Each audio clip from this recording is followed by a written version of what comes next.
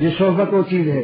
اے سائنسدانوں اور اپنی سائنس پر ناز کرنے والوں، تم دیسی آم کو لنگڑا آم بنا کر فخر کرتے ہو.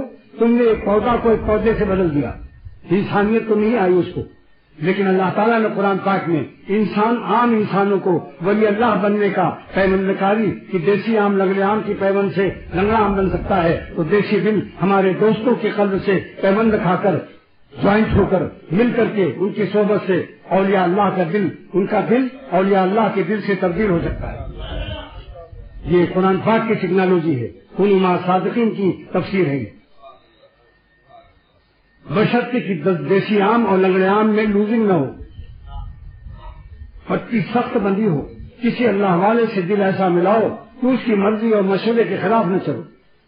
مشورے کے خلاف پرہیزی کرنے والا صوفی یہ ظالم ہے اور لوزنگ اس کی ڈھیلا تعلق ہے. زبان سے عاشق، یہ خدمت بدنیہ، یہ عاشقی نہیں ہے.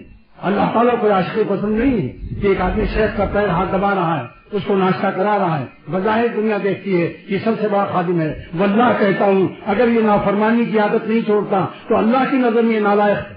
شیخ کیا کر سکتا ہے؟ شیخ اپنی اولاد کو بھی ولی اللہ نہیں بنا سکتا، تم کو کیسے بنا دے گا؟